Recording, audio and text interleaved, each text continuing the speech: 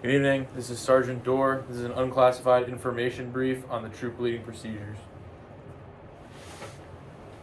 The purpose of this brief is to inform the junior NCOs of 2nd Platoon the importance of the troop leading procedures so that they understand what's expected of them. This brief is going to cover the aspects of the troop leading procedures and go into detail about what each one of them entails and how the process works. And we're going to be using examples to help with understanding along the way. So the outline of the troop leading procedures. First, you're going to receive the mission. After receiving the mission and getting the information, you're going to issue a warning order to your subordinates. Using the information from that warning order and the deductions you can make, you're going to make a tentative plan. After making a tentative plan, you're going to initiate movement to where your unit is supposed to be. Once you get there, you're going to conduct reconnaissance. These are interconnected. And then these are interconnected as well. After you have all the information from your reconnaissance, you're going to complete the plan. From there, you're going to issue your operations order detailing the mission and what's expected of you and your men. And finally, you're going to supervise and refine until it's time to complete the mission. So step 1, receiving the mission. This is the initial receipt of the mission. And using MET-TC and initial analysis, you're going to deduce what you're expected to do, where you're supposed to be, and how you're supposed to do it. You're going to pick out the relevant information as quickly as possible, and this information will usually come from your superiors in the form of an operations order, a warning order, or a frag order during a current mission if they're willing to change it about something.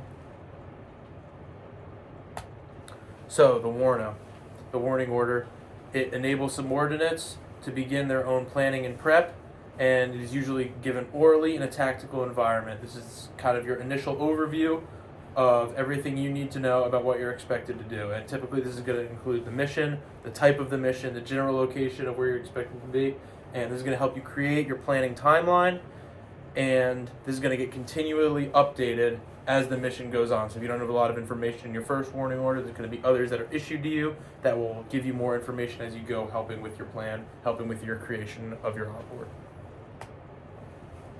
So, step 3, making a tentative plan. This is analyzing the mission you've been given and making a plan from it, and there are several important deductions that you have to make and make sure that those deductions are conveyed to your subordinates. So what's my mission? What am I expected to do? The current situation, where we are, what the enemy situation looks like, all the factors that are going to contribute to the successfulness of your mission. How are we going to accomplish that mission? So what can we do based on just brainstorming between us and your subordinates to get the mission done, to complete it? Basically just a tentative plan, as the name suggests. And what are the risks associated with completing that mission? And this is where you are going to use your MET-TC analysis.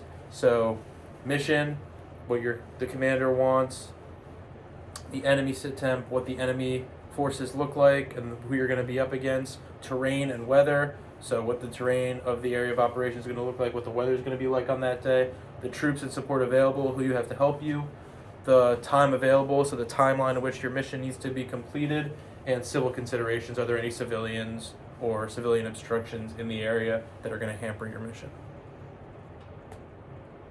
So initiating movement.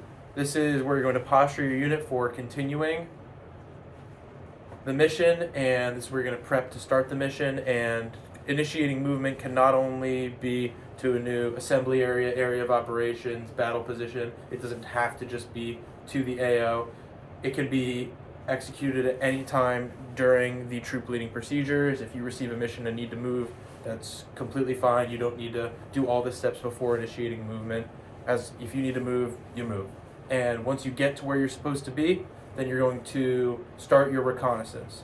So this is where you're going to find out what's going on, who you're up against, what the situation looks like on the ground in your area of operations, because the only information you're going to have previously is the warrant order op-order that you were issued by your superiors. And recon is going to depend on both the tactical situation, so if you're able to move and get into position to make good reconnaissance, and the equipment you have. If you have the equipment to do long-range reconnaissance, if you have to get in close, those are all things to consider. Finally, the last step of reconnaissance is in placing security, making sure that you have security for the unit or portion of your unit that's conducting reconnaissance and the portion of your unit that's staying back, because you don't want them or you to get snuck up on by the enemy while you're trying to gather information that's vital to you completing the mission.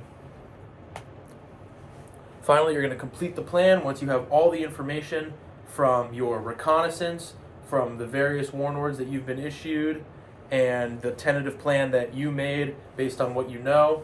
You're then going to put it all together and turn it into the 5-paragraph op-ord and issue that to your subordinates.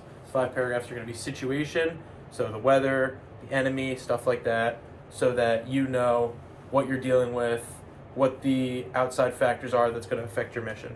Secondly, the mission itself, what you're expected to do, whether it's to seize or raid or anything along those lines, what your unit is expected to do and how that's going to fit into the larger unit operation. Then your execution, how you're going to execute that mission, what you're expected to do, how you're going to do it, when you're going to do it. Then your sustainment, making sure you have ammo, food, water, and that you can get resupplied if it's a longer mission. And then finally, command and signal, and that's basically who's in charge, who's second in command, and then the various radio frequencies, call signs, and other signals that you're going to use to communicate throughout the mission. And this is going to serve as a checklist so that your subordinates understand everything that relates to the mission and exactly what's expected of them. And it's a smooth flow of information from you to them to make sure that everyone understands anything and there's no gaps in knowledge about the mission.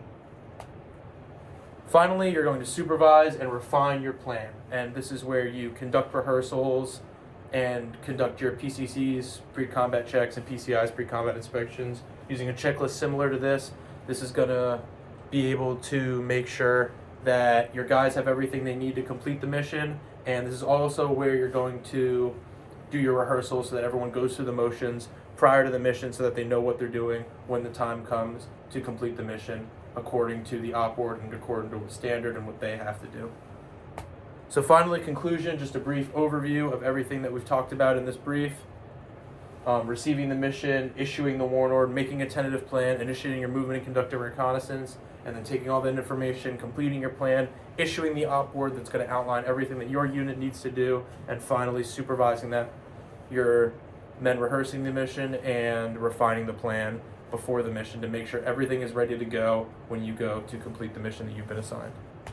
Any questions? This concludes my brief. Thank you.